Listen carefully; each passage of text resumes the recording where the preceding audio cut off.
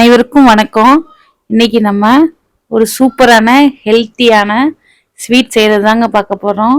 நம்ம பாசிப்பருப்பையும் நாட்டு சர்க்கரையும் வச்சு ஒரு ஹெல்த்தியான அதே சமயம் நல்ல டேஸ்டியான ஸ்வீட்டு எப்படி செய்கிறதுன்னு பார்க்கலாம்.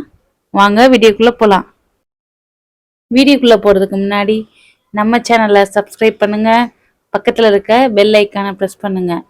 வாங்க வீடியோக்குள்ளே போகலாம். இப்போ நம்ம இந்த ஸ்வீட் செய்கிறதுக்கு ஒரு 150 கிராம் பாசிப்பருப்பு எடுத்துக்கிட்டோங்க. பாசிப்பருப்பை நல்லா சுத்தமாக கழுவிட்டு நல்லா சல்லடை போட்டு வடித்து தண்ணி எடுத்து வடித்து எடுத்துக்கணுங்க. பாசிப்பருப்பை காய வைக்க தேவையில்லை.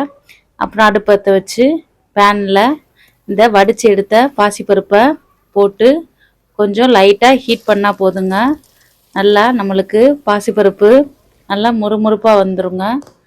அதுக்கப்புறமா நம்ம பாசிப்பருப்பு பொன்னிறமாக வறுபட்ட பின்னாடி ஒரு மிக்சி ஜாரில் நம்ம பாசிப்பருப்பு போட்டு எடுத்துக்கலாங்க. நல்லா ஃபைன் பேஸ்ட்டாக பவுட்ராக அரைச்சி வச்சுக்கிறோனுங்க. இப்போ நம்ம மிக்சி ஜாரில் வறுபட்ட பாசிப்பருப்பை எடுத்துக்கிட்டாச்சுங்க. அதோட ஒரு 4-5 ஏலக்காயையும் சேர்த்து நல்லா ஃபைன் பவுட்ராக அரைச்சிக்கிறணுங்க. இப்போ பேனில் ஒரு 2 ஸ்பூன் நெய் சேர்த்துக்கலாங்க. நெய் சேர்த்துக்கிட்டு நம்மகிட்ட இருக்க நட்ஸு, முந்திரி, பாதாம் எது இருந்தாலும் அதை போட்டு நல்லா பொன்னிறமாக வறுத்து எடுத்துக்கிறணுங்க. அப்போ தாங்க நல்லா கிறிஸ்பியாக இருக்கும். கடித்து சாப்பிடும்போது நல்லா டேஸ்டியாக இருக்குங்க. இப்போ முந்திரியும் பாதாமும் நல்லா பொன்னிறமாக வறுத்து வந்துருச்சுங்க.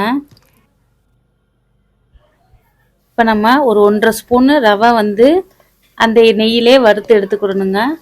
கொஞ்சம் ரவை நல்லா பொன்னிறமாக வதங்கவும் அடுத்ததாக அதே 1.5 ஸ்பூன் அளவுக்கு கடலை மாவையும் இந்த ரவையோடு சேர்த்துக்கிட்டு ரெண்டையும் நல்லா வறுத்து பச்சை வாசம் போகிற அளவுக்கு வதக்கி விடணுங்க.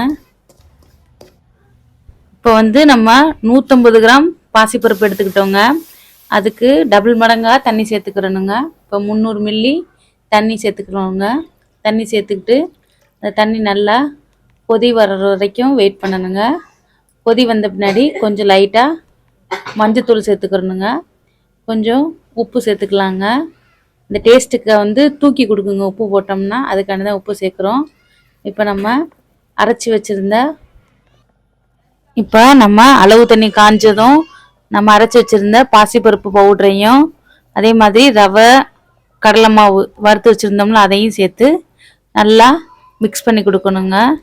நல்லா தண்ணியில் மாவு நல்லா கரைஞ்சி நல்லா கலந்து வரணுங்க. அது வரைக்கும் கொஞ்சம் கைவிடாமல் கிண்டி விட்டுட்டே இருக்கணுங்க. கொஞ்சம் ஓரளவு வெந்து வந்த பின்னாடி நாட்டு சர்க்கரை நம்ம 150 கிராம் பாசிப்பருப்பு போட்டோம். அதில் டபுள் மடங்கு 300 கிராம் நாட்டு சர்க்கரை சேர்த்தோம்னா சரியாக இருக்குங்க அளவு.